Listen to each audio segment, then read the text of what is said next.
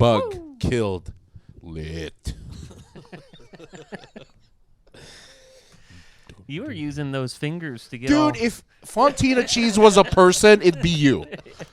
Who would be? What? That was off the top of the dome.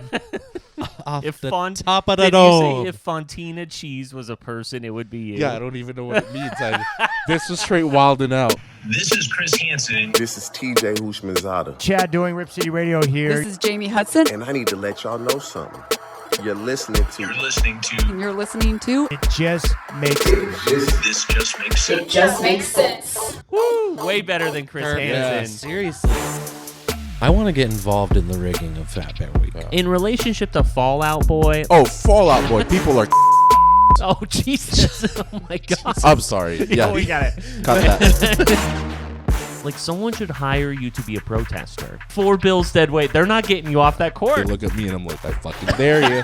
That's what I'm I saying. dare you. I mean, There's no like, tractor. There's nothing that can. They gotta be forklift certified. Oh, I can't be a Cowboys fan because of this moral high ground that you are on. Bite me. Eat me. Bite me. Eat me. I mean, gosh. I'm so sorry to everyone that we just did that to. Everything I just said before that, I just made that shit up. Small enough and dumb enough. Small enough, dumb enough. That's what we want. That is It Just Makes Sense.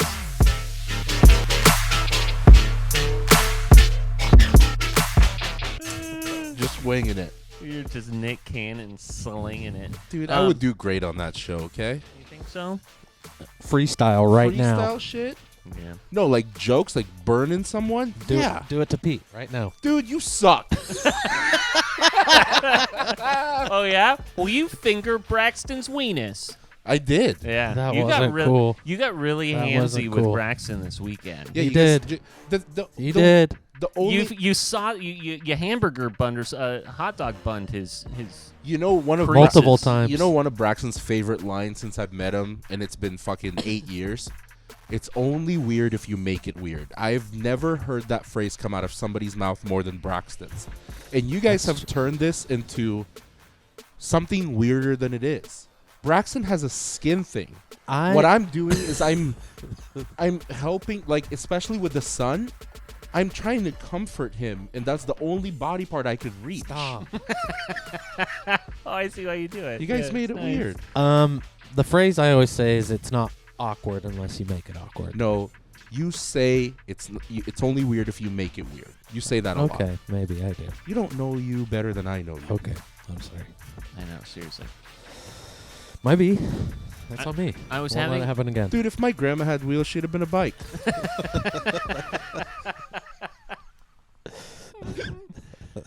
I heard this. You know, some like southern ass phrases you hear sometimes that just don't make It's like a sense. British. Get off that dune buggy. It's like a British carbonara. like that? like that. No, there was. Let me see if I can remember it. It was like I'm so unlucky. It could be raining titties and I catch a cock right in the mouth. Jesus. That came across my Instagram feed the other day. Was that outside of Ralph's? Outside of Ralph's? Yeah. That's the only time that would happen. Mm-hmm. Mm-hmm. It was outside of Ralph's. Now that I think about it, I don't think I've ever been winging to a it. Ralph's. Yes, Never I been have. to a Yes, I Ralph's? have. Yes, I have. Sorry, I shouldn't have said that. That was Ralph's a lie. is just a Safeway. Okay, so I have another random question. I was having this conversation with my wife this weekend about things as like, I don't know if it's weird only if you make it weird, but like, is there etiquette when you're at a strip club? Are you actively trying to avoid getting a chub, or are you just like letting it ride? I thought the whole point of going to a strip club is getting semi hard with your bros. Because like I actively try to not because I don't want to seem creepy, but Yeah, like but that's the point, But right? I think the only thing you're doing is you're not living and enjoying the moment because Yeah. you're so stressed about trying to stop your chub from happening. It's true. When if anything, it's probably a compliment to whoever's entertaining you because Mhm. they're getting you going. Yeah. Yeah, I think they expect it. I've gone to a strip club in like sweatpants and basketball shorts, Yeah. That's probably the which better. makes it On easier. Poipus? Oh yeah. I think that's probably like the way to go. Like to go full denim is a little Just like a full logistically silk a challenge. suit. I put the fun in funeral. Yeah, they slip off. Woo! Fun and funeral. Tearaway pants. What? Oh man, I'm kind of stoned. Are you? A little bit. Hey, tell you what, a little bit. A little bit. Anyways, Well, we've got RJ James coming up here in a minute. yeah, and we've got one of the coolest screensavers going. It's definitely not distracting at all. You're gonna try and If we climb were- into that thing. If we were on mushrooms right now, this would be fucking. Terrifying. It Yeah. looked like It's coming right at you. some kind of nautical alien. Ever heard? It's like an Never heard of It's it. an octopi. That's 16 tentacles. That's what that means. double octopi. Well, an octopi is plural. I can't just say 8 because that's one octopus. Oh sure. Thank you for that. Lit. Lit. Fucking, they're learning so much tonight. Yeah, they are. Yeah. You know what we need is just a little bit of therapy. I think that's what we need. Wouldn't you guys agree? We all kind of need therapy. It's 2023. We can all admit that we Okay, need therapy. I just Yeah, let me sure. just say this first. I am a big proponent of therapy. I think it's great, but what do I need it for? Give me an example. What do I need therapy for? My guess would be to understand Gen Z lingo. This was going somewhere. You knew this was going somewhere the whole time. Gen Z lingo. Yeah. It's hard. We're getting old. This is what would happen if someone from Gen Z went to therapy. So how have the vibes been lately? Low key? Off. Go off, King. I just feel like life's been mad cringe lately. Like instead of taking W's, I'm taking L's. And how's your Riz? Mid. No cap? On God. Oh, God. It's giving depression. Dead ass? Dead ass. Dead ass. Facts. That's facts. No printer. Period. No printer. Have On we God? have we become the generation before us that heard us say things like bomb And or now we say it ironically. yeah, like what did we used to say? Like what were I think our we- millennial things? We say things like "that's sick." That's sick. That's dope. It's tight. That's Like people would refer to something great as like bomb.com or that's Yeah. bomb. Dank. Yeah. Someone said dank one time, and I couldn't get it. I feel like where it lost me was when people went to like on fleek. Like that was like the end for me because you're not saving time or words by saying on fleek. You're just The thing that reusing I the same don't get words. is the "it's giving blank." I don't get that.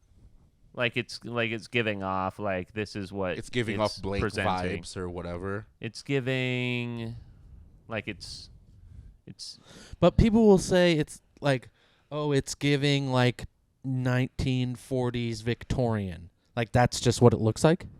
yeah. Dumb. That's what it is. Showing It's dumb. We're showing age, man. We're showing age. Well, we really are at this point. Not you. We you're, are you're who still we in your are. fucking 20s, so. That's true. I am. I'm young and vibrant. Definitely never died. On God. On God, for real, for real. Facts. So Braxton, this weekend we did a lot of planning for your bachelor party while you guys were over here enjoying the sunshine. Yeah, We're actually going to be we're going to be getting on a we talked a lot. We're 13-hour train ride all together. Yep, we That's got the gonna be- tickets. I'm very excited for the train ride. I think it's going to be a bundle of fun. A bundle. I do. I know. bundle. We're At on the least a- upper deck where we at have least like a bushel. where we have the extra little Where do we viewing pee? area. Out the window. Yeah. I'm looking forward to that. Yeah. Yeah, you want to make sure you're towards the front of the train. Into a Gatorade cup. No, they have bathrooms. You sure? But like, you're rocking with the waves of the train. waves of the train. I got a shit ton of Dramamine I got to take with me. I did find a great deal on the side-by-sides and boats. Ooh. A guy who has both of them, so you can do it all through one person, and it's going to come out to like $140 per Is person this that for same all of guy it. who claims to like have everything No. and do everything? No, Okay, no, good. no, no. It was like we're getting scammed if that guy No. like keeps saying that he has When everything you that say we're looking for. when you say boats, plural boats, does each guy get a boat? Yeah. We each get a pontoon. Dude, Yeah. we're racing it's for giving pink slips. scam. But it's like a Wish.com pontoon. They're like really, really small. Oh God. Yeah. But no, it's a great deal. But yeah, I still need to nail down this transportation. But that's not for, tonight's podcast. conversation. It's not for tonight's confederation. Yep. Okay. That's what I said.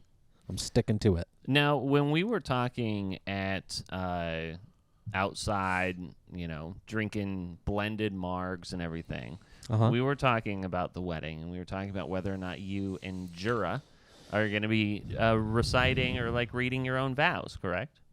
Yeah, we did talk about that. And you plan on doing that. But in private, yeah. Yes. Okay, so you're going to do your vows in private. Yeah, so we're going to do like the first look ahead of time Yeah. and do the reading each other's vows to each other at that time while we're alone. And then we'll do the ceremony. Is the first look a bad time to be a prankster? Yeah. Like right when you turn around and you go, ooh. Jump Oh, scare. me being Jump scare. Ooh, I thought you meant you pranking us. Me being the prank. Oh, you dummy. Why would I just show up out of nowhere for your first I mean, look? you're going to be Surprise! there. Yeah, we will be there. Yeah, that would be a bad time, I think. Maybe consider, if they are going to be in private, you could pull the prank yourself, and you could actually recite vows the way that this guy did. But this guy, I'm pretty sure, was like 100% serious. Within this is a guy's vow, and there's like people reacting to it. You're just going to have to ignore those people. Only two things are required to keep me happy: keep my belly full and my balls empty. Though you're amazing at half of it, we really need to get you some cooking lessons. Even when my belly isn't full, there is no one I could ever love more in this lifetime, unless I actually get a chance to meet Margot Robbie. Life gets even better when the kids fall asleep and you tell me to come to the bedroom. Nothing's better than the sound of gagging and headboard slamming. Michael. After today, the only thing changing is me having to deal with the ring on my finger. P.S. Since you're so good at making decisions like marrying me, you can choose whether tonight's going to end with being a toaster strudel or a Twinkie.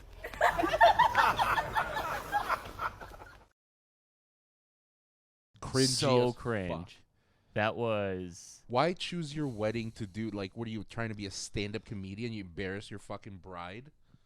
She didn't seem too embarrassed, but The And, guy like- goes, Michael! what? Why? Who? What was the point? How? Either you hate your family and don't care. Like I could not do that in front of my mother. There's just no way. I mean, like, it did seem a little bit... Or my sisters, or like a anyone. bit of a loose wedding there.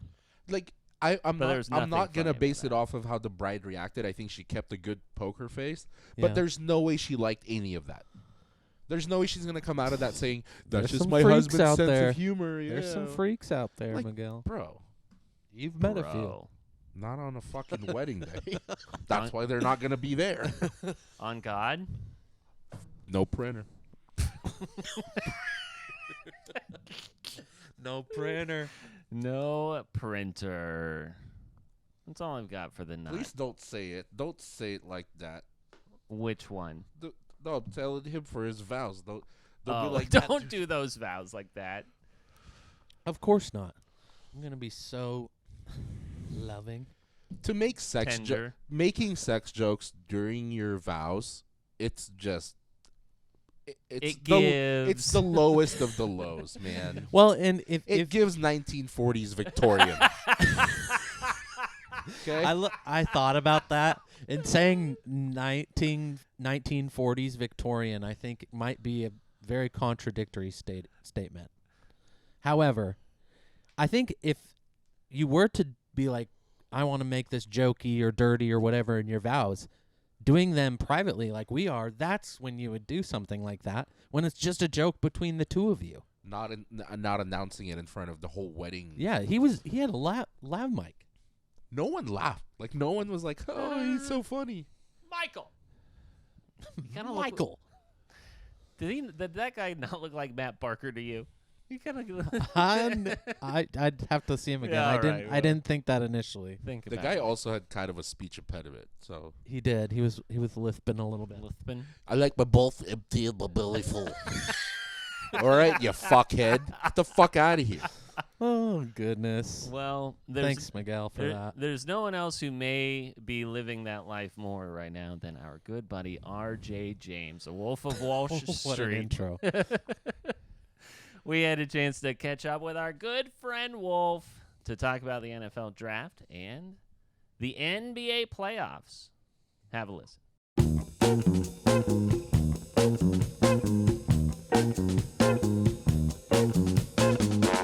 Oh wow! Look at this, guys. Yeah. These are real bricks. I love that, dude. Pete's got it. Pete's got the setup there. Yeah, How we doing? It's not too shabby here in the garage, especially now that the weather's getting nice. Not too bad. These Is that bricks are Pete's garage? tornado proof. Nice, dude. I love it, guys. That's not true. This brick panel actually broke here this past weekend after my wife opened the wrong garage door. Yeah, Hurricane Isaiah. Yeah, Hurricane Lindsay. I am. Is that your headboard to your bed behind you?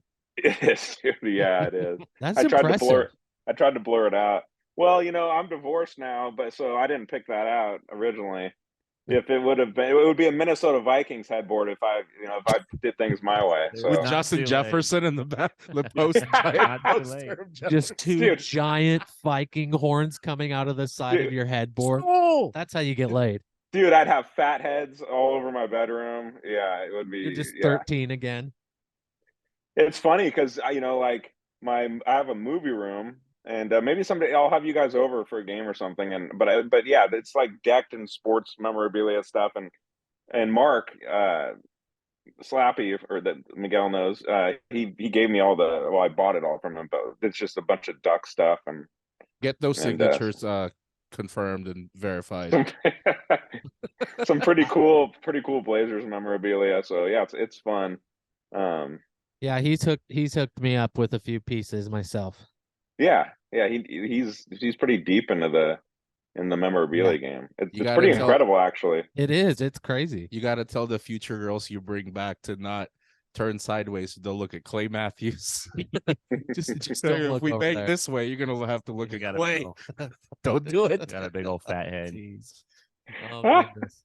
Well, pleased to welcome back R.J. James, a wolf of Walsh Street, from the bedroom. It's getting IJMS after dark is what we are now. It is, and guys, I gotta say the game is on too, so it's a nice setup here. I'm not only talking to you guys, but I'm watching my Nuggets bet, and we'll see if they get game 2. But Is it even a if they future? don't, yeah, it's just a series bet. Yeah.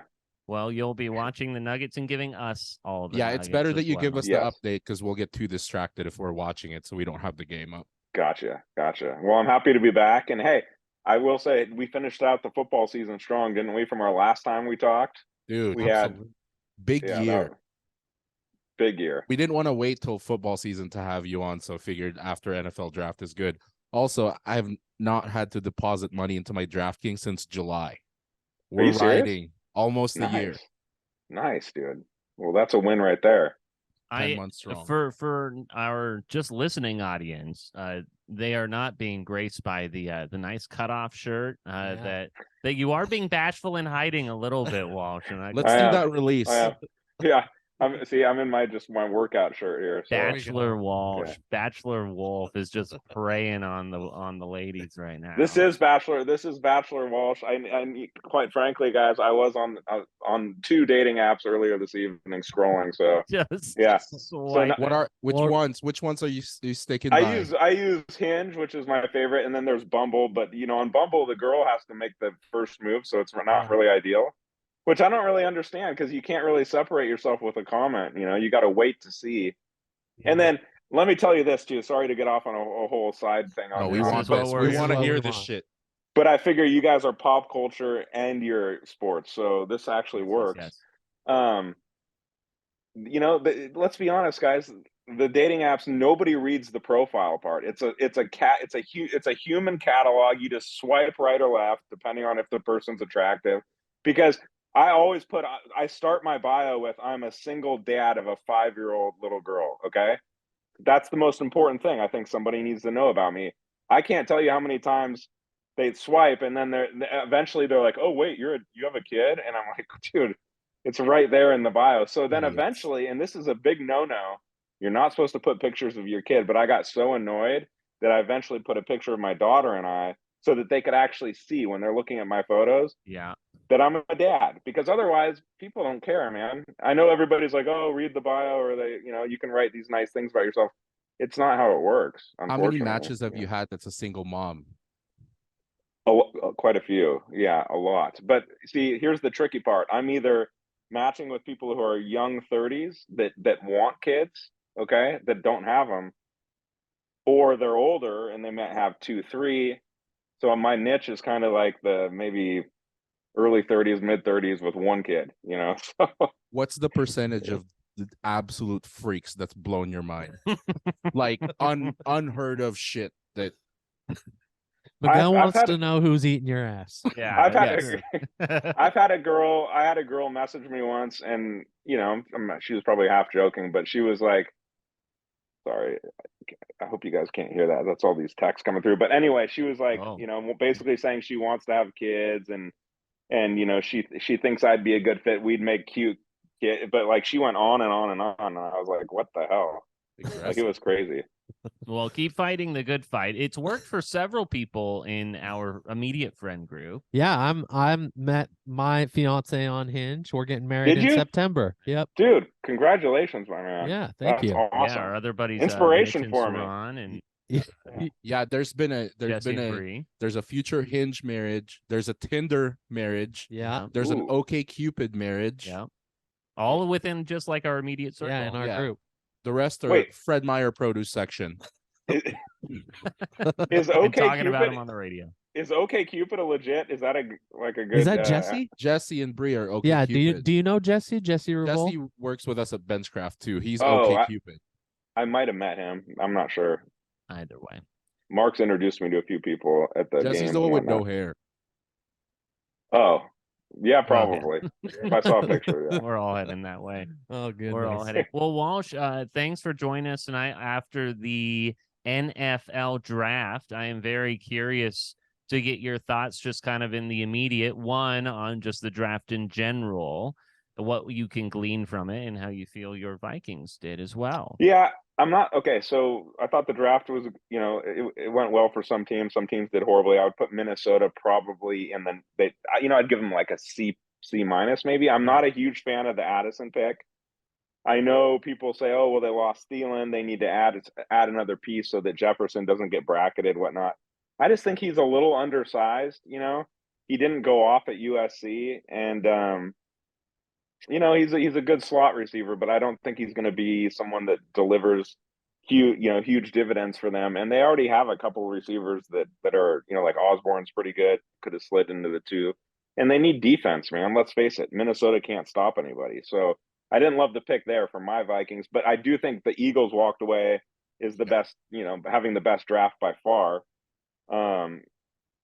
They got the D tackle from Georgia.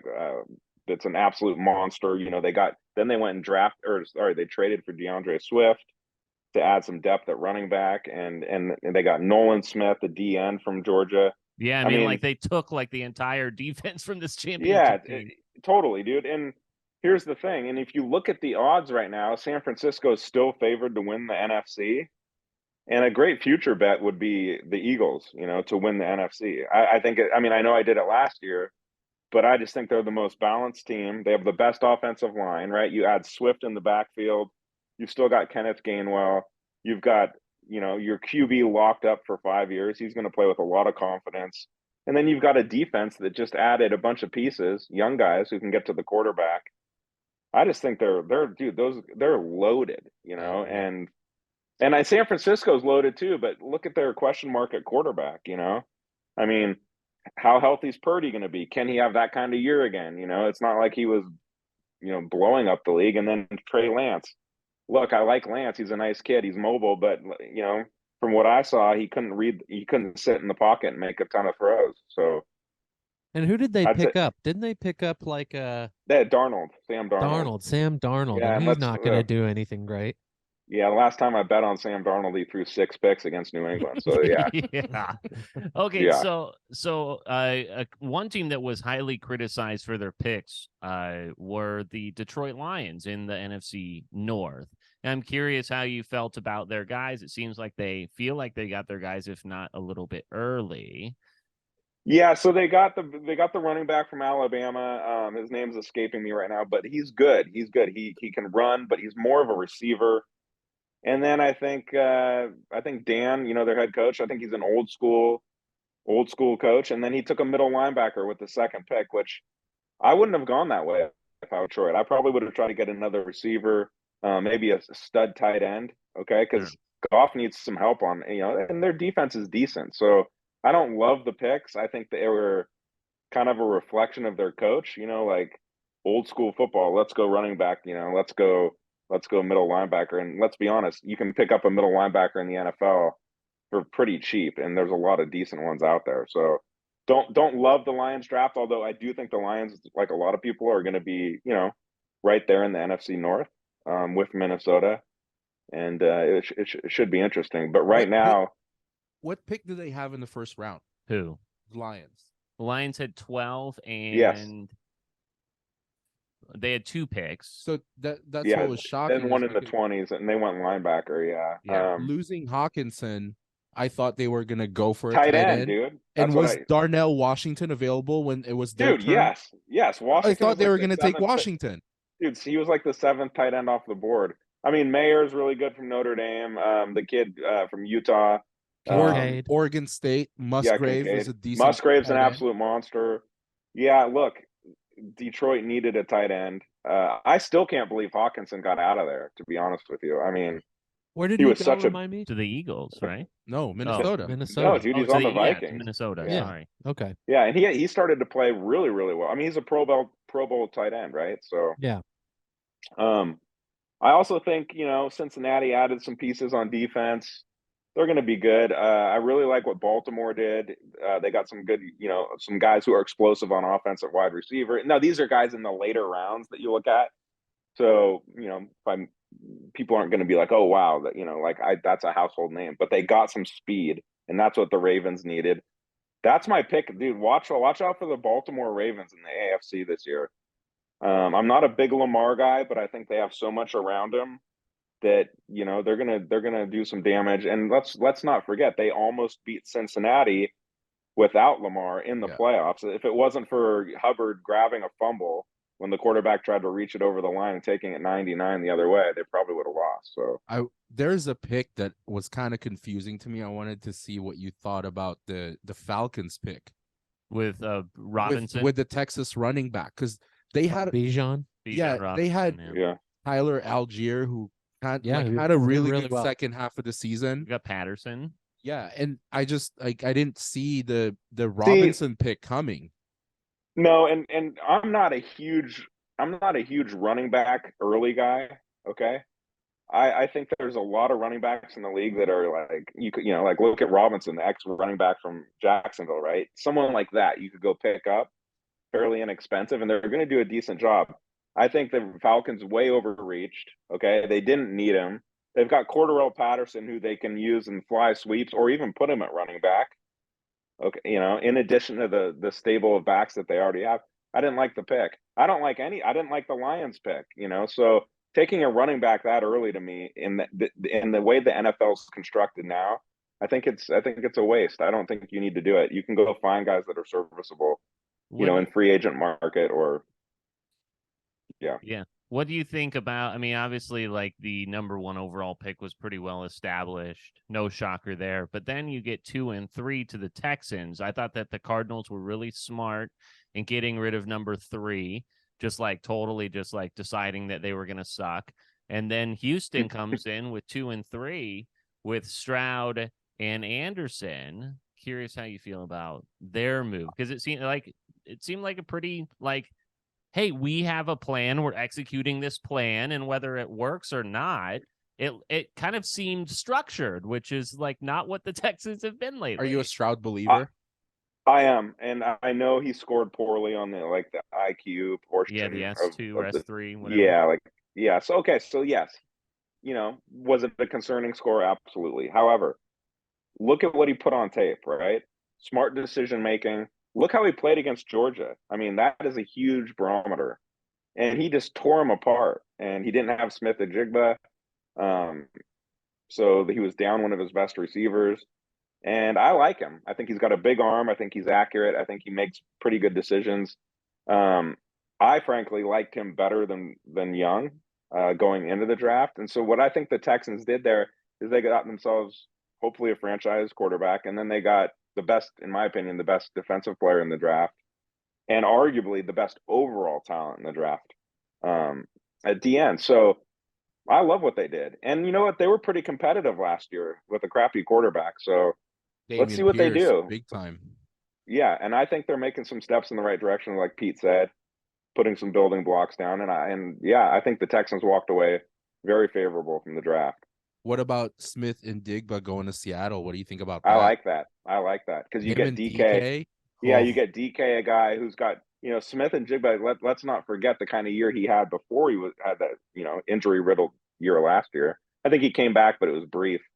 The guy's a stud. He can get deep on you. He runs great routes. He's got amazing hands. And look out for Seattle now. So did they lose Lockett, or is he still there?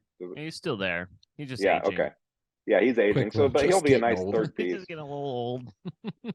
My concern with Seattle is Geno Smith, though. So. Yeah, but that's what, a 3-year deal. So they're not saddled to that. They're not tied to that forever. No. As Will Levis kept on sliding down the draft board, I wasn't surprised by that at all. No. But I was like, you know what? Maybe Minnesota might actually take a flyer on this guy. It was he kind of reminded me of a Kirk Cousins type or whatever. I was like, hey, why not? Were you surprised that Will Levis fell? Well, no. To answer your question, no, I'm not surprised. Am I a little stunned that some teams in the 20s didn't take him, like Minnesota?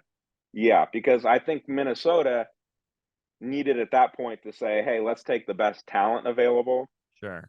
And you've got Cousins on this last year of his deal. Are you going to re-up that? Are you going to re-up that for another 3 and pay Kirk the kind of money he wants? Because he's already proven he's not really a team guy where he's going to take a lot less. To help out the club. So I was disappointed they didn't take him. Do I love Levis? No, because I think, he's inaccurate at times. He's a physical freak. He's got incredible talent, but I would have liked to see Minnesota take him. But there were other teams, right, who passed on him too. You could say the same thing. So, but I'm with you, Pete. I'm not surprised by him sliding at all. So. What else from the draft did you guys glean? I thought it was interesting that about Richardson going at number 4, because it was Levis could have gone, I guess, maybe at 4, but then Anthony Richardson. I thought that the Colts should have done what Arizona did and just trade out of that. If you're just hey, let's go, and next year when you have a better, arguably a better quarterback class. Do you think Richardson's all hype? Okay, physically incredible. We all know that. I watched him play in several games this year. I was never impressed by him. Ever impressed by him. His accuracy is bad. He overthrows people a lot. Okay. He reminds me of a Cam Newton physically, but with wheels like a Lamar Jackson, but then with passing that doesn't equate to either of them. And I don't even think Lamar Jackson's a great passer. I don't think you guys do. Cam Newton had 1 or 2 years where he was a really, probably not elite, but very good pocket passer. I don't see this kid developing that part of his game. I think they'll use him in some kind of fly sweep read option, and he's gonna get killed. I don't know. I didn't love it. I don't love it. It's weird because you remember those games since watching Florida games, and there's nothing about him that stood out, and then Combine comes and he just fucking murders. He did. It's He like did. the combine. Dude, Jamarcus Russell murdered the combine though. So Yeah. you know, Great example. Jamarcus Russell killed the combine and it just killed fell it. off. Now go watch some highlights from Kentucky versus Florida, and he did not have a great game. He was totally outplayed, and he didn't impress me against some other big time games in the SEC. And I just think that's a really good gauge is watching SEC football, right, in the big time matchups. See how they perform. That's why I like Stroud so much, because of the way he performed against Georgia. And let's be honest, probably should have won that game, right? So I mean, and then it usually translates well into the NFL because that's the closest type of competition that those kids will see. So I don't love the pick with Richardson, and I think the Colts are kind of a disaster, personally. It does seem different, a different kind of style for the Colts. It is, obviously they've had Phil Rivers, a lot of just big white quarterbacks. Matt Ryan, Carson Wentz for a bit there. Yeah, and then Andrew Luck. And so I think that it's going to be cool to see something new within the Colts, a different style of offense maybe.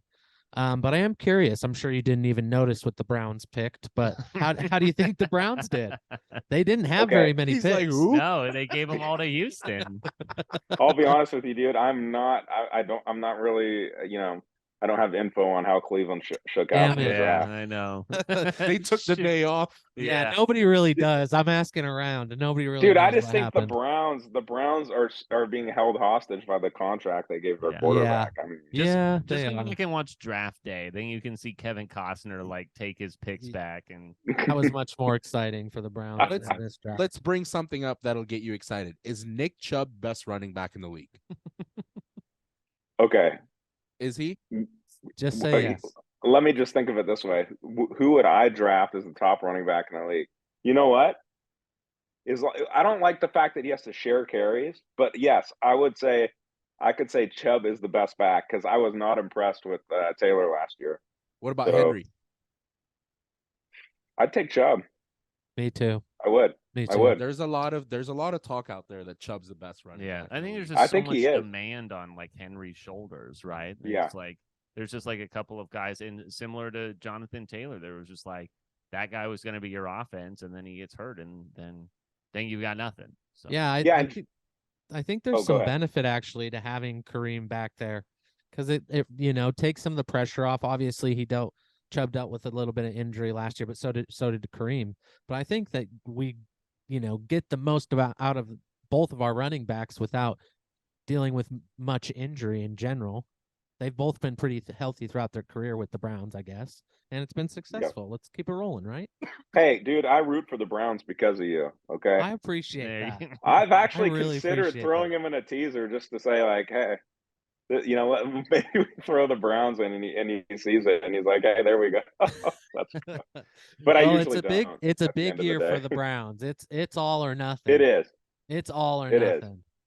Wow. I mean, hey, there's no excuses there. I mean, they've got talent, right? They've got a good defense, so they're one of those teams that can never close.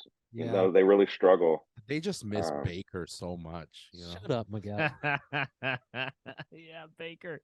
Where's Baker now? You guys, Tampa. Yeah, trivia for you guys. Yeah, okay. Okay, so I was gonna say Carolina. I didn't know he was in Tampa. Yeah, he's in Tampa. He's the starting quarterback. Yeah, because he was Carolina, then L.A. Rams, and then Tampa. Okay, so we'll get back to the AFC North in a second. Okay. I am curious your thoughts to see Aaron Rodgers leave the NFC North, and I'm sure you're thankful. Yeah, and then how do you think that the Jets playoff team? Yes, no. Love that he left the North for obvious reasons. Do I think they're a playoff team? I don't. I think that people are overhyping the Jets a little bit. Okay. Yes, they have a good defense. It was elite based on the numbers, but from what I saw from them at the end of the year last year, it wasn't truly special. And I think he'll do well, obviously. I mean, he's a great quarterback, but you got to remember the division is loaded, okay? I think, like I told you guys last year, and I'm going to go back to it this year, I think New England, if they can stay healthy, are going to start coming. They're not an easy win. And then you've got Buffalo, obviously. And so I don't know. I wouldn't be shocked to see him miss the playoffs. I certainly don't think they're going to do as well as everyone else. I mean, the odds in Vegas are soaring for them. They're the trendy pick, right? And I just don't see it. I don't see it this year. I said something similar last week, and these guys called me crazy. I don't see it. I mean, that's actually just my we opinion. made a bet. I said the Jets Yeah. would make the playoffs. He said they won't. Yeah. Okay. But yeah, I mean, you do make a good point with the division. And I think the Dolphins also are kind of a wild card as being a team that could pop up and be dangerous. Yeah, their defense sucks, but they can score on anyone. So you're right. Yeah. That's what I mean by their division's really good. There's going to be no cakewalks in that division. Yeah, absolutely. And it takes a year to get acclimated with your guys, and like really, it might take them 9 weeks to kind of get in sync. And I think by that time, I mean, you're going to have to get 10, 11 wins probably to get in. So, that's Okay. means they're going to have to go 10-7. I know you just mentioned you would take Philly over San Francisco in Yes, the NFC. for sure. Yep. What about a way too early Super Bowl winner? Who is standing out as like taking it all? I'd say the Eagles. I think they're going to be on a mission this year. I think they're going to get back to the Super Bowl, and I don't think they're going to make the same mistakes they made against Reed and the Chiefs last year. Where, I mean, let's be honest, they were so outcoached. It was ridiculous, So I think if you think about that game, it's really just their defense that let them down. Defense let them down big time. But here's the thing: improved that big time. Dude, they were running man the entire game, and Reed was just putting a guy in motion and then having him pivot and go back the other way for easy pitch and catches. And, if Hurts didn't fumble the ball, they probably would have been up 17. That was a 14-point swing, right? Where he fumbled and they picked it up and ran it back to the house. Before that play, it was 4th and 1, and the guy false started, the ex-Oregon State lineman. That killed them because they would have done that little rugby scrum, picked up the first, probably gone in to score, been up 17 at halftime, and then it's a totally different football game. So I expect them to come back this year, and I think they're plus 750 to win the Super Bowl. So, I mean, it's tough because you got to stay healthy through the year and all that, but I would definitely – okay, so to answer your question, I'm going to go Eagles in the NFC. I'm going to go Cincinnati Bengals in the AFC, and I'd go Eagles over the Bengals in the Super Bowl. Are you a fucking NFL quarterback? How incredible is your memory? I thought my memory was good. How do you remember specific plays from the Super Bowl? It was a pretty fucking big play. It was. Don't even remember. I don't remember the false start. I remember the Cincy Ravens 99-yard run back. But yeah, dude, I watch before I bet. I actually do put a lot of time, and you can ask Mark about this. I actually watch. Room?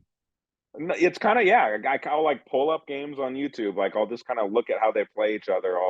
So it's kind of nerdy, but it's I like to make bets off of try to be as educated as I can.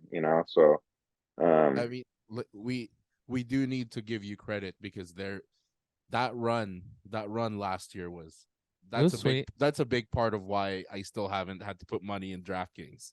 Hey, we got to run. That was a great run of teasers. Win after it was fucking 12 weeks in a row just winning. But yeah, in the year I told you guys I had to come on last year with you and make up for the prior year. Just horrible, really I don't bad think you lost season. Since that episode. I think it was all I like Pete was talking about, hey, hopefully you can come on and have a run, and then certainly it was good luck. So I bought a house. He bought a house.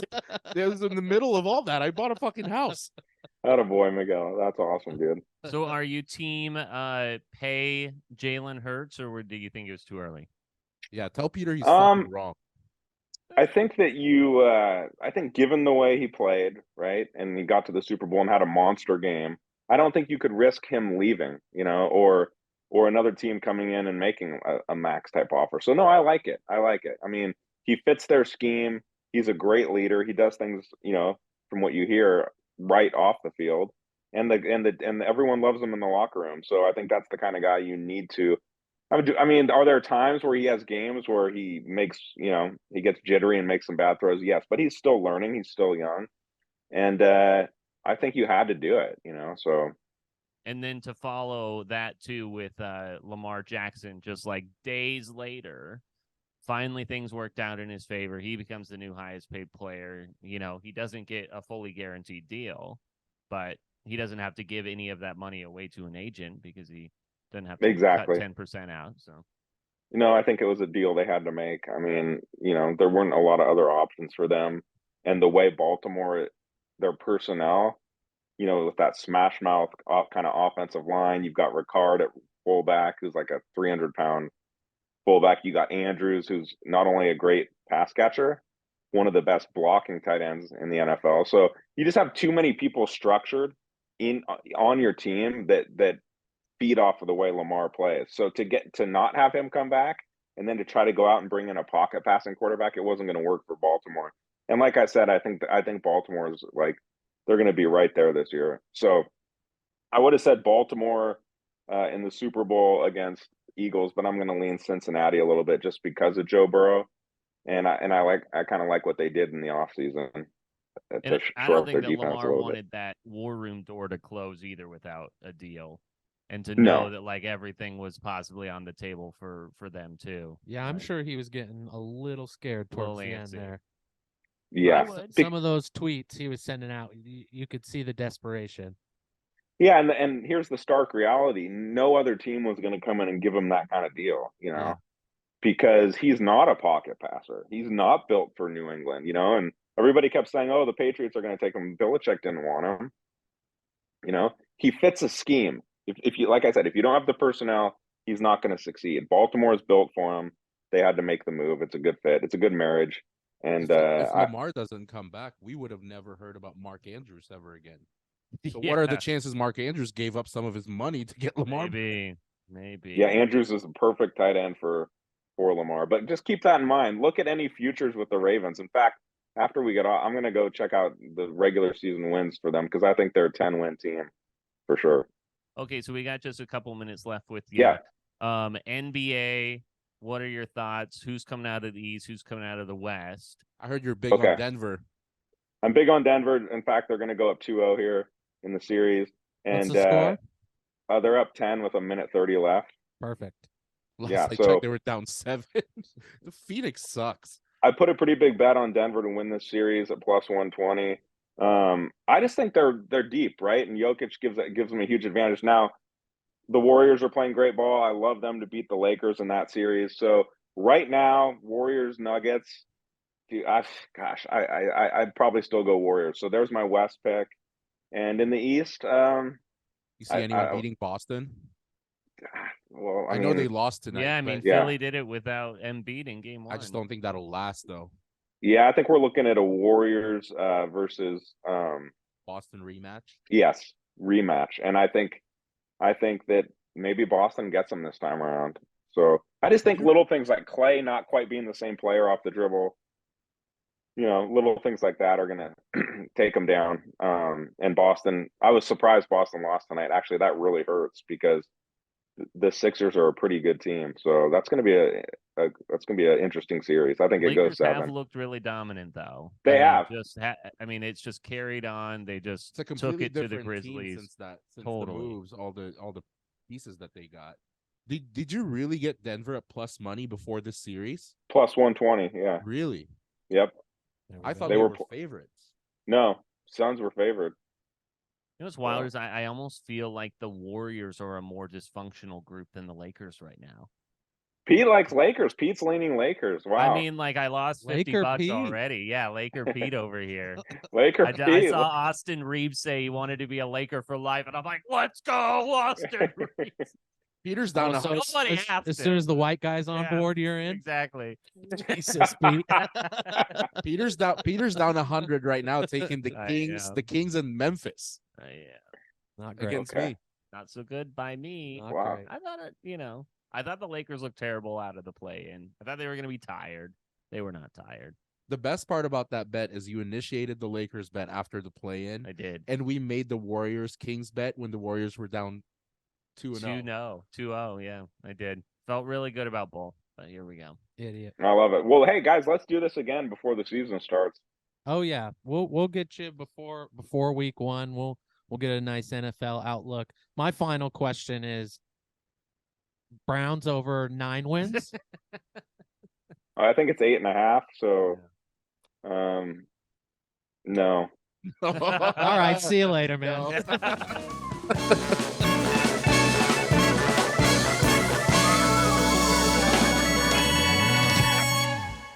So Wolf said that he liked the Eagles draft. Do you guys agree with that? Yeah. Yeah, absolutely. I think I texted you guys that they were absolutely watching the first round Thursday draft. The Eagles were absolutely dominating the draft. And all it was doing was making me happy because you're like, oh, Eagles are going to sacrifice so much. I'm like, not only did they pick up DeAndre Swift, they have absolutely like assembled a brand new defense to help Jalen Hurts in the offense. And they look really good. I completely agree with, I mean, San Francisco is always going to be scary, but I like the Eagles, especially if San Francisco is the favorite to win the NFC. And you can get the Eagles at like plus 220 or something like that. That's a great future to put your money on. Yeah, I agree. As an honorary Eagles fan, I am very excited for this season. Once the Browns are mathematically eliminated from the playoffs, I'm very excited to root for them. In the NFC. Yes. In the NFC. But then you'll still have your Bills. Yeah, I'm not too worried about them. Okay, sure. Yep. Yeah, you got everything covered, huh? Yeah, dude, I know. I'm good. Yeah, everything. I'm good. Okay, so then we did talk about it with Walsh a little bit. Whether or not the Texans like pan out with the 2 and 3 with Stroud and Anderson, like it was refreshing to see them like, hey, we have a plan. It seemed like they had a plan, and they like stuck with it. And you're like, oh wow, like. Would you give up that much? I mean, that was a lot to give up in that situation to jump as far as they did. It doesn't. Well, they better hope that that trade doesn't come back to bite them for guys that they could have had next year because they're pick swapping and all this other stuff, given a first next year's draft. I think when you're looking at, first of all, I think it's always cool to see bottom of the barrel teams like make a move and take a risk and say we're done trying to suck here. Yeah, like you're not rooting for them. It's not like if you're not a Texans fan or a Jacksonville fan from like 3 years ago, when you see them make moves, it shows that you're kind of like, all right, we got to swing for the fences here and like let's see how this works out. And having the second half of the season that they had with like the coming out of Dameon Pierce. And now you get a Stroud. Now you get kind of like the anchor on defense. They have a couple decent slot receivers. Like taking that little step, like you saw it with the Jaguars. Like they dealt with a few of those seasons. Then things looked up with Urban, and then he killed it. And then Urban Meyer left, and then all of a sudden, there's the Trevor Lawrence that we were expecting. Yeah. There's the piece that helped him. Picking up Christian Kirk. All of a sudden, the Jaguars are giving the Chargers a run for their money, giving this team a run for their money, and then now they're a contender. Yeah, and I think having players like C.J. Stroud make other players want to play for your team. I think if you asked around the NFL, most players would probably have the Texans towards the bottom of their list as teams they'd like to play for. But when you implement those kinds of pieces, I think it shows kind of what you were saying, Miguel, that there is a urge or hunger to do better and to do it now. And when you have somebody like a CJ Stroud who can come in and hopefully make a change positively pretty immediately, I think that creates a lot more interest for talent to come over. Just building a culture in the team. I think there's a difference in not seeing any energy with a team that's trying to tank or stale versus a team that's taken a step, and then that kind of spreads. It's contagious. All of a sudden, someone's a little bit more excited. Yeah, they work a little bit harder. Yeah. Okay, so we saw Will Levis slide. We talked about it a little bit with Walsh. I like said, I don't think any of us were surprised to see him fall as much as he did. But then, like, he kind of got into this spot where all of a sudden are people starting to question their own scout of him?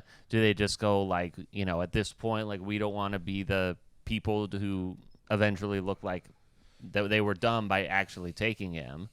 And then he doesn't come back for the second day. He was the one where all the cameras were on him, and people didn't mind the cutaways because they didn't mind looking at his girlfriend and his sisters and all of that. I think the whole Levis thing was a self-hype.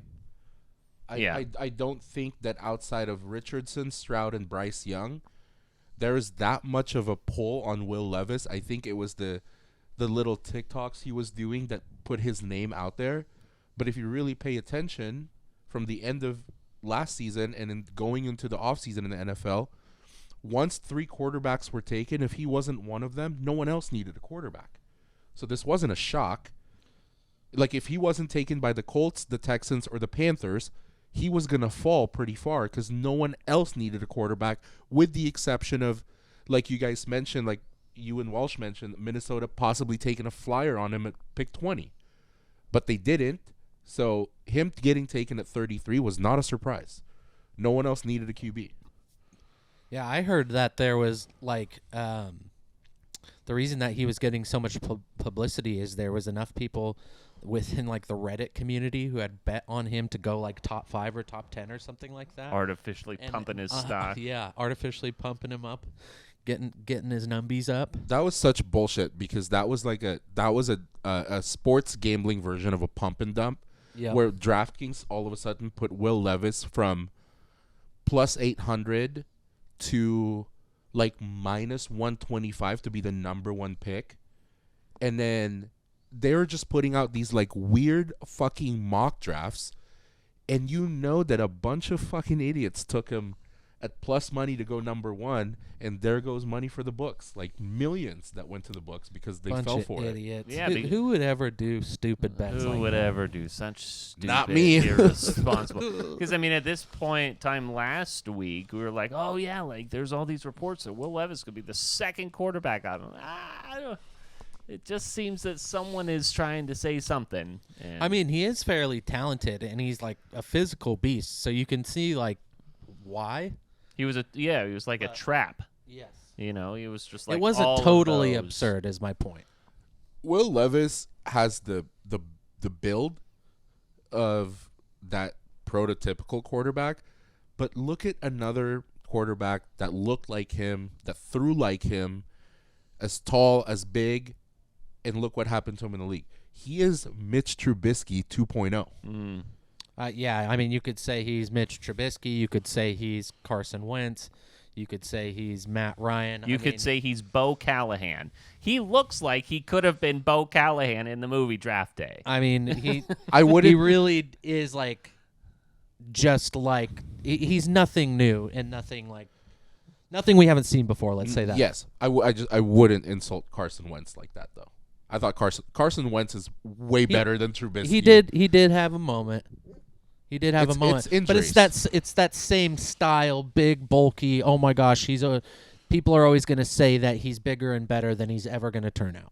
Yeah, and that's that. And that's that. Any other observations from the NFL draft that we didn't cover with Walsh? No, Eagles are winning Super I really Bowl. appreciated his, serious research that he did into the Browns draft. That feedback he gave was. He said who? He was so insightful about literally everything else. Everything. But else. like you said, who have you asked? He was talking about the Colts. Yeah. Who knew anything about the? He knew every play from the Super Bowl. Well, and I kind of asked that because obviously the Browns gave up every single pick they've ever owned for Deshaun Watson, and so they only had like 2 picks. And their first pick didn't come till the end of the second day. So it was kind of a half joke, but they did get some good pieces. Their first pick Great wide receiver from Tennessee. I forget his name, but I'm very excited about him. Their first pick was a line coach. A D coordinator. Second pick was a water boy. Water boy, yeah. Oh, goodness. NBA playoffs, huh? Never heard of it? Lost $100 to Juan Magoo. I don't have my wallet on me. Let me go ahead and... tell you what. We make a lot of bets within just the circle, not on DraftKings. Do I get a credit? These are the 2 sweetest bets I've ever won. Because you initiated one. I did, yeah. I initiated right after the Lakers. And it's against the Lakers, which makes it even better. And the second one, I was down 2-0. It's the best $100 I've ever won. Sweet nectar. That sweet gambling nectar.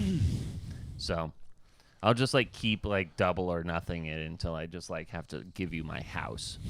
Double or nothing. $1,200 in November. We should do that.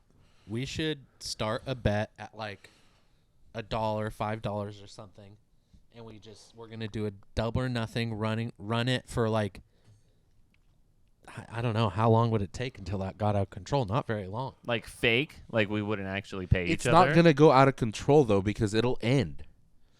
That's the thing. Is like we don't make stupid bets, so eventually that'll end in like the third double or nothing. I know, but the point of this exercise is to like keep it going as long as possible. So make dumb bets. Yeah. So my two losses yield a Lakers-Warriors matchup in the Western That's gonna be Conference exciting. semifinals. Great matchup. Yeah, I was kind of curious if this is something that you guys were excited about, or if it's like because the allure of Steph and LeBron and Lakers, Warriors, that whole thing, or are you like tired of it? Is this like the college football playoff in which, I just don't want to see the same teams every year? I don't know why. I don't know how you would be tired of it. This doesn't happen. Well, and also if you're making that analogy, it's like imagine that we saw the Georgia, Alabamas, Ohio States of the world play each other in, a quarterfinal type of a round. And so we know that only one of these great teams is going to continue. I think there is some intrigue in that. And I definitely think this is like a legacy series, two big players. I think if, LeBron can come out and win it, obviously that's huge for his legacy and his being as old as he is. If Steph can win it, he can show that he can win more championships without KD than he did with KD. I think there's a lot of intrigue to the series, and I'm excited to watch it. I don't think we can compare it to, it's Alabama, Georgia again. It's Alabama, Ohio State again, because it doesn't happen as often in the NBA as it does in college football. Like, when's the last time we saw a two-headed monster like a Steph versus LeBron? 7 years ago. It's been the Toronto that's won, Milwaukee, a bubble championship with the Lakers facing Miami. So we haven't seen this in 7 years. So I think I would wish that it's a bigger series, like a championship or like a conference finals or something, but I'll take it. It is interesting. Like the NBA, this is like perfect, like best case scenario for the NBA. You get the Lakers, Warriors, you get Philly, Boston, which is two just incredibly rabid fan bases, that very hate close, each that other. hate each other close together. You get the Heat and Knicks, another great rivalry. That's a rivalry that's like, it's not gaining as much attention, but historically, yeah. Like the Charles Oakley, Alonzo Mourning, Jeff Van Gundy days, like those two hated each other more than any other team. In the league. Wasn't that the series where Gundy was trying to break up the fight and he's just hugging around one of the players? There was a fight ankles? under the basketball hoop, and he grabbed onto Alonzo Mourning, and Alonzo Mourning was just dragging him. Yeah. Incredible clip. But and then you have Suns Nuggets, which it's kind of lame. Kind of lame, Kind especially of a lame now series. The Suns are down 2-0 in that series. I think we did. I think we talked about this when Jordan was here. It's like you were kind of riding on the Suns. It's like KD, Booker, Chris Paul, yeah. And I was like, outside of them, I think even Walsh said they're kind of thin outside of those. Yeah, there's two. no depth. I mean, they had to get rid of Bridges and But all it's those like, guys. for them to beat a Denver team with a absolutely dominant big man, you have to have a center that is going to compete with Jokic. And I just think Ayton's fucking soft. Yeah. Ayton is soft. He's not a guy I would rely on. Yeah, that's honestly the series I'm least interested in. Because I think, for reasons of the past, obviously, I don't have a lot of confidence in the Nuggets. I don't think that they can close out. I don't think that they can finish, whether that means in this series or in the playoffs as a whole. I don't see them doing it.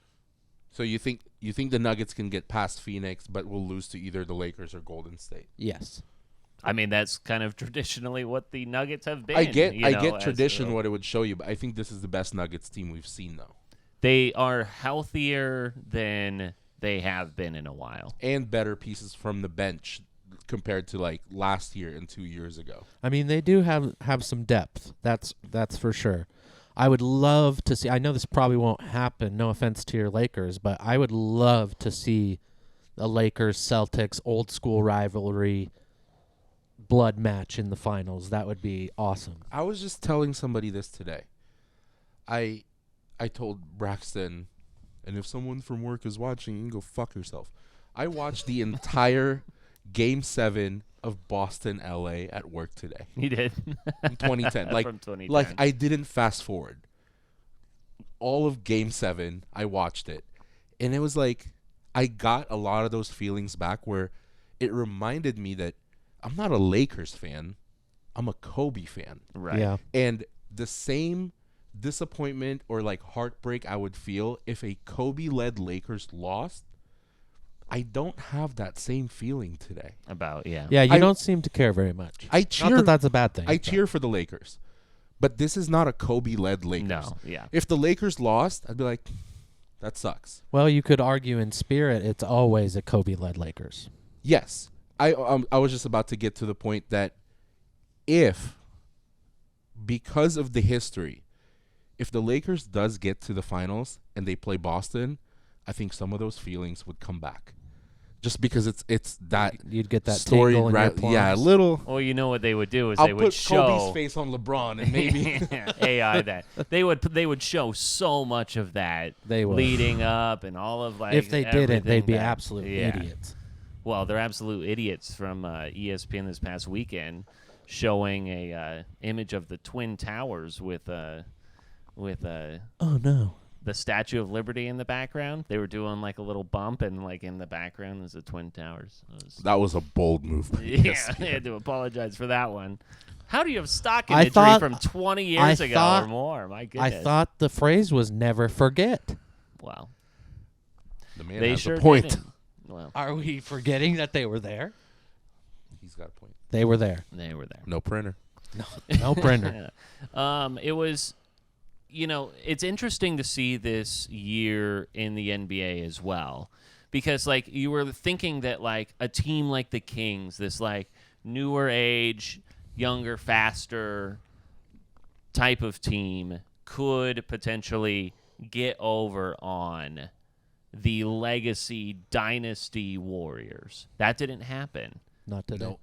And it seemed interesting that like and then, again, a LeBron-led Lakers with a number 2 Memphis team, and the Grizzlies fall on their face. I thought it was interesting. Draymond Green had a quote after their win over the Kings. I'll play it for you as I stall a little bit.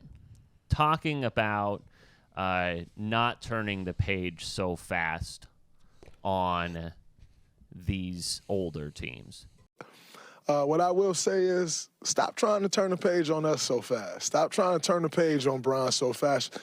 We get so caught up in what's the next thing that we don't appreciate the current. And then you get to the next thing and looking back like, man, I wish we still had that. I wish we could still see this. So for me and our guys, we're going to appreciate this every step of the way. So, yeah, I mean, because we did see the Anthony Edwards, and we did see the Trae Youngs, and we did see the John Morants in this playoffs, but the older veterans still proved to be. Well, and I think it's something that I know I forget because everybody gets caught up in the moment and the new thing, and especially when you're gambling, you get caught up in trends and whatever. But playoff experience matters. Being in those environments, being in those types of games matters so much, and especially in the sport of basketball where the crowd is on top of you. It's a different fan-to-player experience. They're right there. So, I totally agree with this. I mean, I don't usually agree with Draymond Green on a lot of things, but I totally agree. I think that if we're taking 2 equally talented people and one of them has playoff experience. You've got to take that guy 9 out of 10 times. Like, this kind of goes back to my point that I brought up like 2 weeks ago, where you have to have, for a championship team, you have to have that guy. And we saw little snippets of it with De'Aaron Fox and, even Ja. But they're not Steph. They're not LeBron. You're looking for a closeout game, those are the guys you go to. Yeah. It's a different breed. And I forget which player said this. It might have been in the play-in during their post-game interview. And they're like, what was the difference between you guys and the team, and why didn't you move on? And I think no matter how big the player is, it's the lights could be too bright. And there's a player that said that. I said the lights were too bright, and we couldn't perform. And the lights are never too bright for people like LeBron James or Steph Curry. And we haven't even mentioned Jimmy Butler. Jimmy Buckets playoff has Jimmy. just been incredible. Assassin. He's injured now, but Which sucks. Just to be scoring on the clip that he was in that series was just insane. Yeah, he was taking over games. But I don't know why we're surprised. I'm not surprised. Yeah. He's done this at least once, twice in each of the playoff series. I mean, Miami's nothing without him. So, I mean, good for him. Keep it going, JB. Is there anyone, I guess like Ja comes to mind. You're talking about like the players like Steph Curry. Like, who is the next Steph? Or who is the next LeBron? I mean, it's just like it's impossible to quantify. I don't who can think be that we next know guy. who they are yet.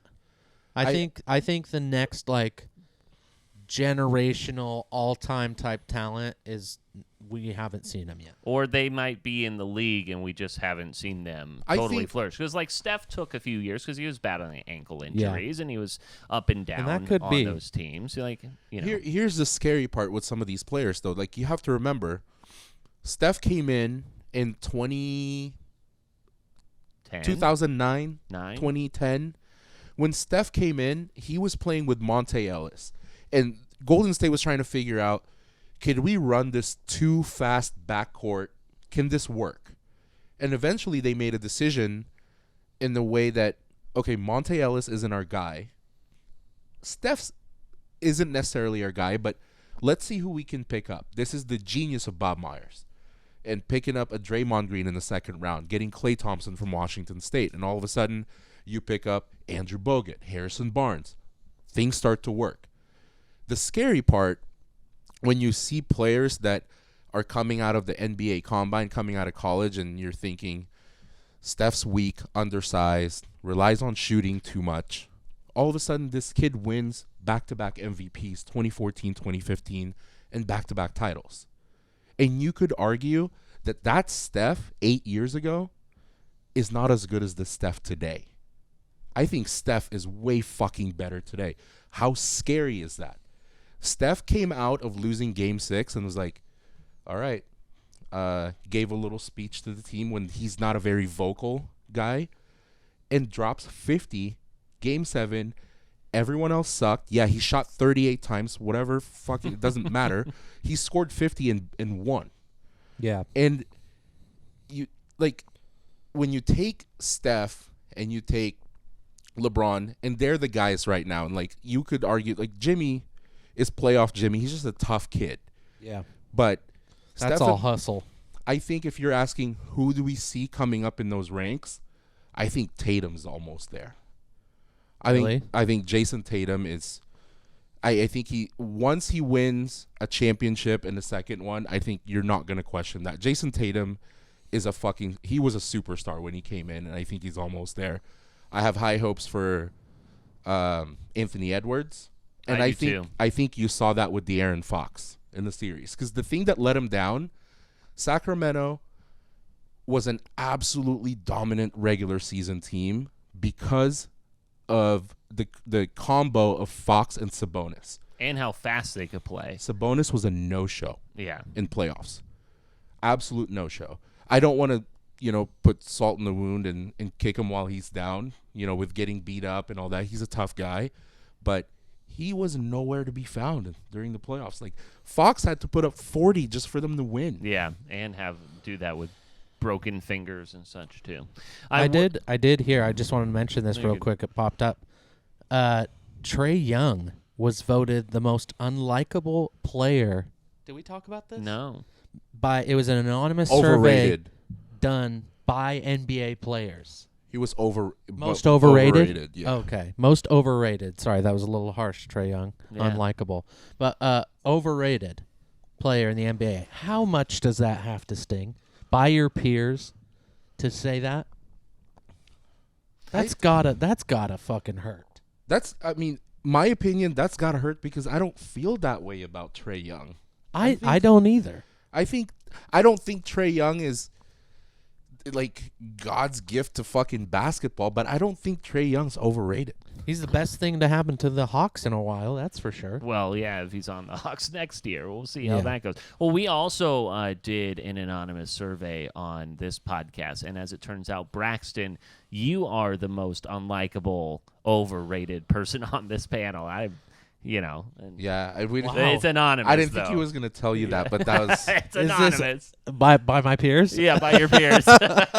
Damn, I wonder who voted. It's Jesus and Walsh. It's out of 2. Before you get to Coach Prime, I think I did add that on the sheet. Who do you think has had a better career so far, LeBron or Steph?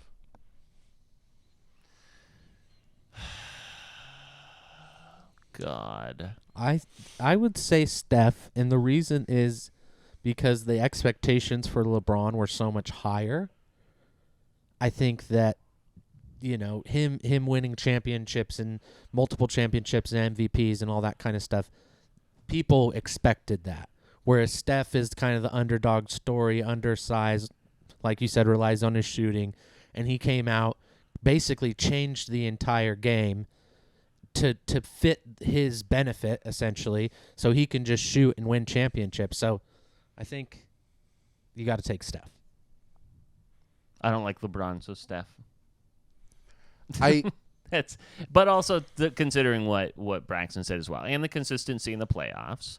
Yeah. I think that's there. I mean, like, Steph doesn't have the most points all time, but he's the greatest shooter of all time. So, I mean, there's that he can hang his hat on.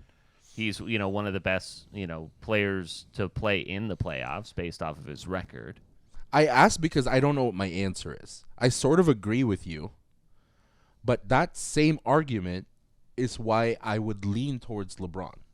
Well, I mean, like, LeBron has, like, single-handedly won championships by himself. I mean, but there's been a cast of characters, but to your no point, dynasty. To your point that LeBron came in with the expectation versus Steph with zero expectation, essentially.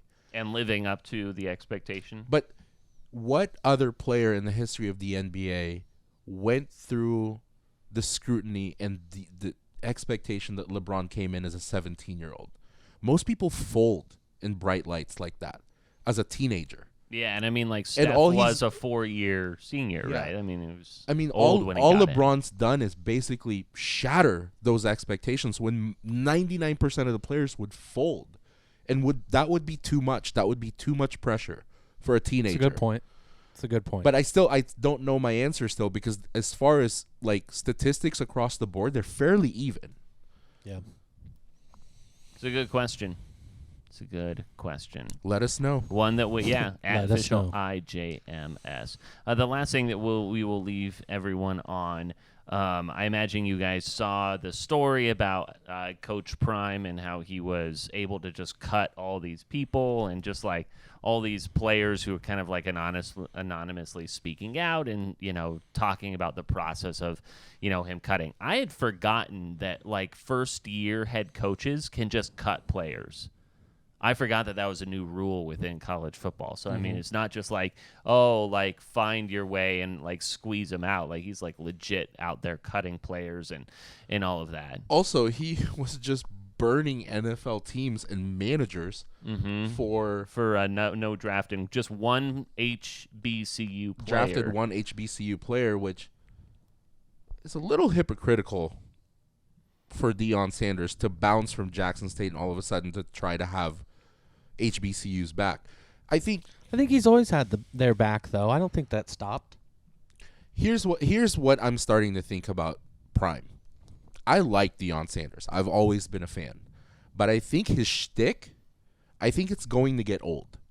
I think this thing that he's doing where I get he's old school, he's old-fashioned, and it's my way or the highway. You play my way or you're out. I get it. But this thing that he's doing, I think will burn more people than it will lift up eventually. I think it's going to get old to some degree at some point. But don't you think it would have gotten old? Like, it's not like he just kind of adopted it. But he hasn't been around a program long enough. He's bouncing. So, I mean, it's kind of like the Jim Harbaugh thing. We've literally gotten a small sample size of Prime in a Division I AA for 2 seasons. Now we're about to see him in Pac-12 in a Power 5 conference with Colorado, battling against arguably the best quarterback lineup in all of college football. What's he going to do if they go 1-12? I mean, we've already talked about how they have a really tough schedule. I mean, like, they could win 3 or 4 games next year. And the problem is that because he was able to cut as many guys as he was, he can't necessarily fall back and say, well, I'm just kind of going through this old class. I'm trying to, whittle people out. I mean, he legitimately cut a ton of people, and about 45 people are, I think it's even over 50 are in the portal. So, like, this is your thing now. You cannot rest on the fact that, like, you were handed an administration or a team that isn't performing because you got rid of all those people. This is your vision now. Also, don't you see that I get that Prime in its own is a brand, right? But when he was at Jackson State and that league, that was all Deion Sanders. No one else was talked about in that league when he was at Jackson State. Him with his brand and how he approaches and tackles certain things. Now you're in Pac-12. Now you're dealing with these interviews where it's everywhere. You're talking about other coaches that are not Division I AA no names. You're talking about USC. You're talking about UCLA, Oregon. He stepped into a completely different world now. This is a completely different world than what he was doing last year. Aren't you excited about it though? I am. I'm honestly, I think it's going to be so fun. I think it's exciting for us as fans. Yeah.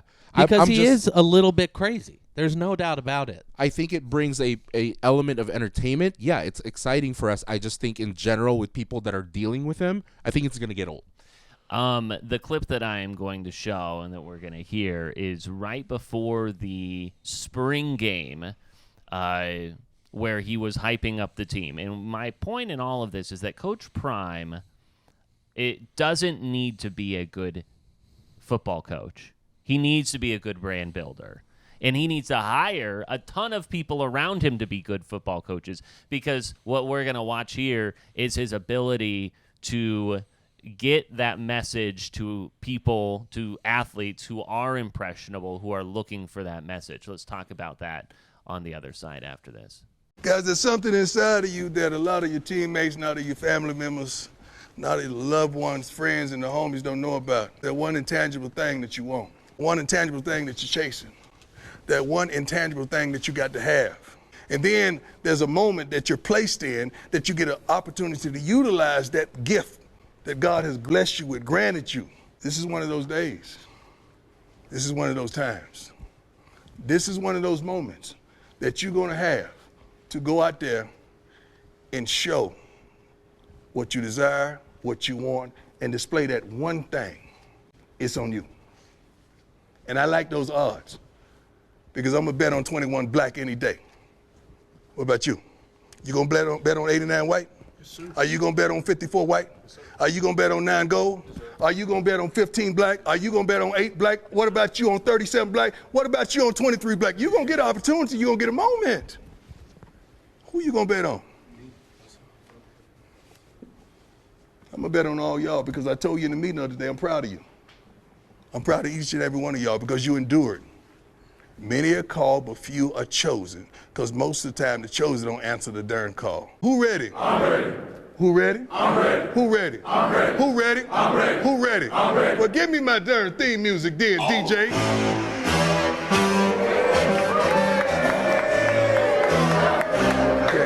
Okay. Oh. Here it is. The beat gon' drop. We gotta get ready. We're gonna come. Tell them how we gonna come. Tell them how we gonna come. What? That's the part. I want to hear everybody together. It's like, here we come to get you. Here we come to get you. Let's go. Here we come to get you. That's for a fucking spring game.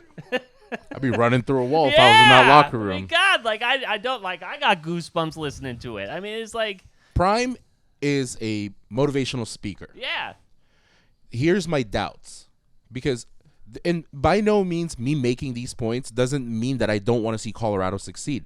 I want nothing more than seeing Colorado succeed, because I want to see the competition when they're facing fucking Caleb Williams at USC and Oregon and Bo Nix. I want them to be good.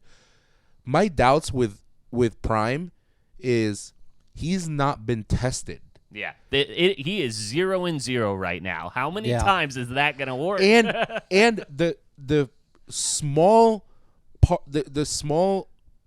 times that he's been tested at Jackson State, when things are good, this is the Prime that we see. When things are going well. When things aren't going well, he becomes the exact opposite of a motivational speaker, and then now he's dealing with these 18 and 19-year-old kids. Deflects responsibility. It's too much. Yeah. That's when I feel like he's starting to burn off people and burning off kids, and it's gonna get too old, and it all relies on their success, and he doesn't necessarily know, because he hasn't been tested that much, how to do it on the other side. Totally agree. Yeah, it'll definitely be fun to see how this season goes. We've said it a million times already. The Pac-12, every Pac-12 football game this year is going to be electric. I'm very excited. Yeah, and like he'll have to make that speech, and he'll have to connect to guys again when they have their tough schedule, because we've gone up and down. They could just be a 4-win football team. He's having to connect. Not by even just their fault. It's just a tough schedule. He's having to connect to a kid on one knee, looking up at him, going dead ass. Dead ass. Oh, God. No printer. No printer. Well, that's all I've got. Clear eyes? Full hearts. Can't lose. We ain't come to get you. We got come to get you.